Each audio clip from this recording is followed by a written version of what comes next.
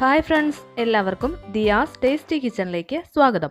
നമ്മൾ ഇന്ന് വളരെ ടേസ്റ്റി ആയിട്ടുള്ള ഒരു എഗ് റോസ്റ്റ് ആണ് തയ്യാറാക്കുന്നത്.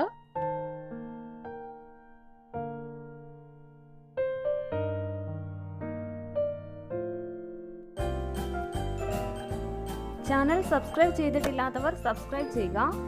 ശേഷം ബെല്ലൈക്കൺ പ്രസ് ചെയ്ത് നോട്ടിഫിക്കേഷൻ എനേബിൾ ചെയ്യുക.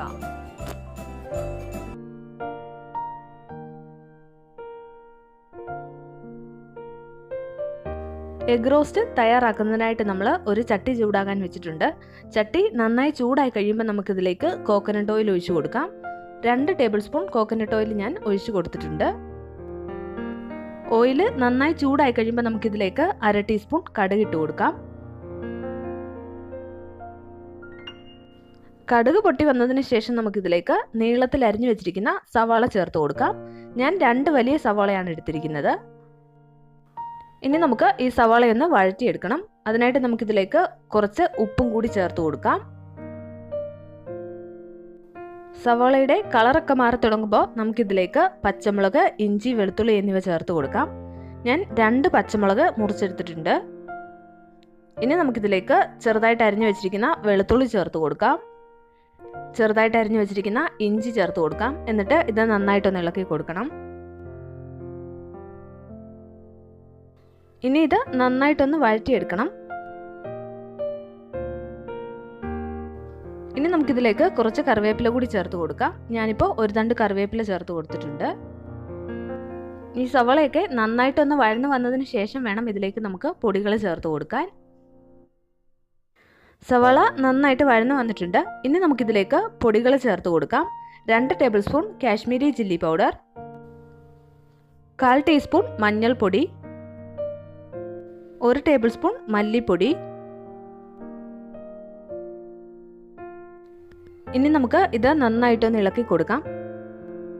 പൊടികൾ ചേർക്കുമ്പോൾ എപ്പോഴും സ്റ്റൗ ലോ ഫ്ലെയിമിൽ തന്നെ വെക്കണം. പൊടികളെല്ലാം നന്നായിട്ട് ഇളക്കി യോജിപ്പിച്ചതിന് ശേഷം നമുക്കിതിലേക്ക് ഗരം മസാല ചേർത്ത് കൊടുക്കാം. ഞാൻ 1/4 ടീസ്പൂൺ ഗരം മസാല ചേർത്ത് കൊടുത്തിട്ടുണ്ട്. ഇനി ഇത് വീണ്ടും നന്നായിട്ടൊന്ന് ഇളക്കി യോജിപ്പിച്ചെടുക്കാം. പൊടികളുടെ പച്ചമണം മാറുന്നത് വരെ ഇങ്ങനെ ഇളക്കി കൊടുക്കണം.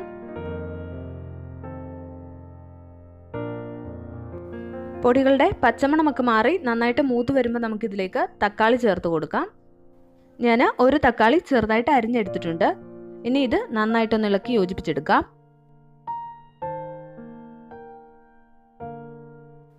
തക്കാളി ചേർത്ത് നന്നായിട്ടൊന്ന് ഇളക്കി യോജിപ്പിച്ചെടുത്തതിന് ശേഷം നമുക്ക് ഇത് ഒരു 2-3 മിനിറ്റ് മൂടി വെച്ച് വേവിച്ചെടുക്കാം.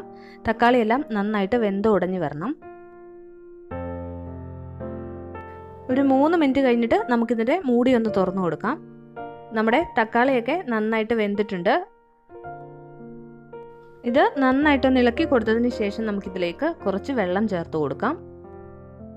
ഇനി ഇതിലേക്ക് 1/2 ഗ്ലാസ് വെള്ളം ചേർത്ത് കൊടുക്കാം. നമ്മൾ എഗ് റോസ്റ്റ് ആണ് തയ്യാറാക്കുന്നത്, അതുകൊണ്ട് ഒരുപാട് വെള്ളത്തിൻ്റെ ഒന്നും ആവശ്യമില്ല. ഇനി നമുക്ക് ഇത് നന്നായിട്ടൊന്ന് ഇളക്കി യോജിപ്പിച്ച് കൊടുക്കാം.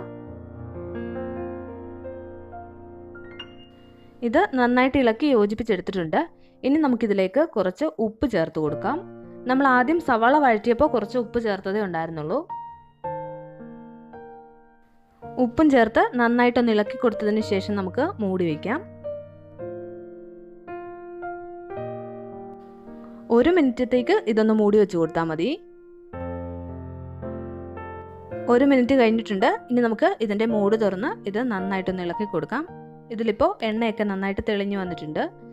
ഇനി ഇത് നന്നായിട്ടൊന്ന് ഇളക്കി കൊടുത്തതിന് ശേഷം നമുക്കിതിലേക്ക് നമ്മൾ പുഴുങ്ങി വെച്ചിരിക്കുന്ന മുട്ട ചേർത്ത് കൊടുക്കാം. ഞാനിപ്പോൾ 4 മുട്ടയാണ് പുഴുങ്ങി വെച്ചിരിക്കുന്നത്. മുട്ട ഇതിലേക്ക് ചേർത്ത് കൊടുത്തിട്ട് നമുക്കിത് ഒന്ന് ഇളക്കി യോജിപ്പിച്ച് കൊടുക്കാം.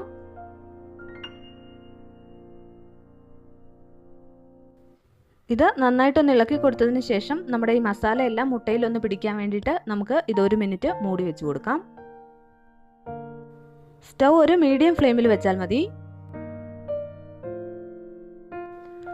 1 മിനിറ്റ് കഴിയുമ്പോൾ നമുക്കിതിൻ്റെ മൂടി തുറന്നിട്ട് ഇത് വീണ്ടും നന്നായിട്ടൊന്ന് ഇളക്കി കൊടുക്കാം. ഇനി നമുക്ക് സ്റ്റൗ ഓഫ് ചെയ്യാം. നമ്മുടെ വളരെ ടേസ്റ്റി ആയിട്ടുള്ള മുട്ട റോസ്റ്റ് റെഡി ആയിട്ടുണ്ട്. ഇനി മുട്ട റോസ്റ്റ് തയ്യാറാക്കുമ്പോൾ ഈ രീതിയിലൊന്ന് ട്രൈ ചെയ്ത് നോക്കുക.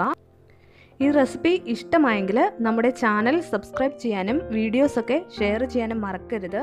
താങ്ക്